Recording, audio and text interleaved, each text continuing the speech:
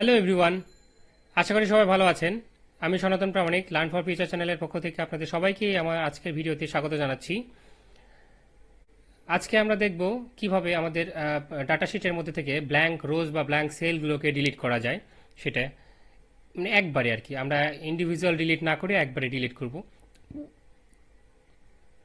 তো সেটা কিভাবে করব আমরা সেটা একটু দেখে নিই।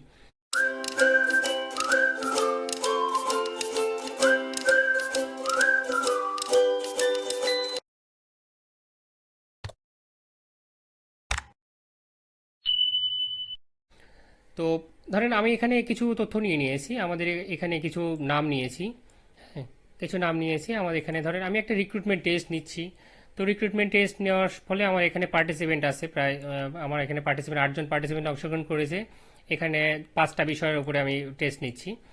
এখন আমি 5টা বিষয়ের সেকশনগুলোতে দেখলাম যে কে কে কোন বিষয়গুলোতে অ্যান্সার করেছে। তো আমি এখন একটা ক্রাইটেরিয়া যদি সেট সেট করতে চাই যে সবগুলো বিষয়ে যে অ্যান্সার করছে তাকেই আমি পরবর্তী সেগমেন্টের জন্য চিন্তা করব। হ্যাঁ, তো তখন আমি সেই সিলেকশনটা কিভাবে করব?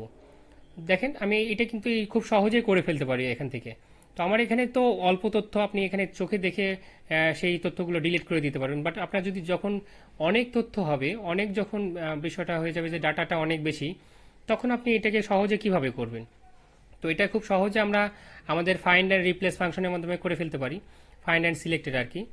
তো সেটা কিভাবে করব আমরা একটু দেখে নিই, চলুন। তো আমাকে যে যে কাজটা করতে হবে, আগে আমাকে এই যে ইয়েটা আছে, ডাটা সেটটা আছে, ডাটা সেটের যে কোনো জায়গায় ক্লিক। তো সেটা আমরা কিভাবে করব চলুন দেখে নিই।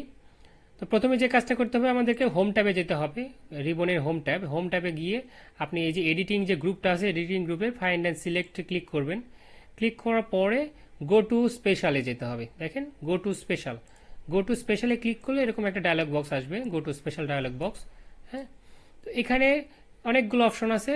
আপনি এখানে দেখেন ব্ল্যাঙ্কস নামে একটা অপশন আছে, ব্ল্যাঙ্কসে যখন আমি ক্লিক করব, ক্লিক করে ওকে করব, দেখেন আমাকে কিন্তু যত ব্ল্যাঙ্ক সেল আছে আমার ডাটা রেঞ্জের মধ্যে, তো আমার এখানে রেঞ্জের বাইরেও সিলেক্ট করে ফেলেছে। আমি যেহেতু আমার ডাটা এখানে ছিল আমি ডিলিট করে দিয়েছি।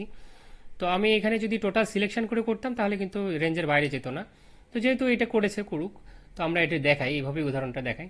তো আমার এখানে যতগুলো ফাঁকা সেল আছে মাঝখানে মাঝখানে সবগুলো কিন্তু সে সিলেক্ট করে ফেলেছে। তো আমি যদি চাই যে এখন এখান থেকে যতগুলো ফাঁকা, মানে যারা যারা অ্যান্সার করে নাই তাদেরকে বাদ দিয়ে দেবো পুরোটা। হ্যাঁ, তো সেটার জন্য আমাকে কি করতে হবে, একই রকমভাবে হোম ট্যাবেই থাকতে হবে। হোম ট্যাবে সেলস নামে যে গ্রুপটা আছে, সেলস গ্রুপ, এই যে সেলস গ্রুপে ডিলিট যে অপশনটা আছে, ডিলিটে ক্লিক করার পর ডিলিট শিট রো। তো রো যেহেতু আমরা হচ্ছে আমার নাম অনুযায়ী আর কি ডিলিট করতে চাচ্ছি, তো আমি ডিলিট রো দিলাম। দেখেন আমার যেগুলোতে ফাঁকা ছিল সবগুলো কিন্তু ডিলিট হয়ে গেছে।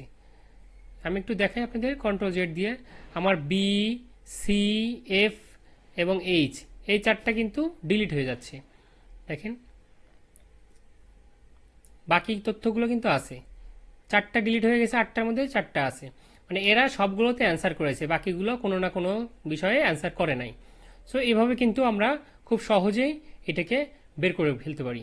সো আমরা যদি যখন অনেক বড় ডাটা সেট থেকে এরকম কোনো তথ্য বের করতে চাইবো যে আমার সবগুলোতে যদি ধরেন টিক চিহ্ন আছে বা সবগুলোতেই তথ্য আছে, এরকম রোই শুধু আমাকে দেখাবে, তো এরকম খুঁজে বের করার জন্য কিন্তু ফাইন্ড অ্যান্ড সিলেক্টের এই ব্ল্যাঙ্কসটা খুবই কাজের জিনিস।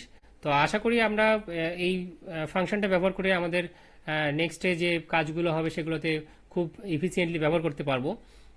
তো সবাইকে ধন্যবাদ মনোযোগ দিয়ে দেখার জন্য।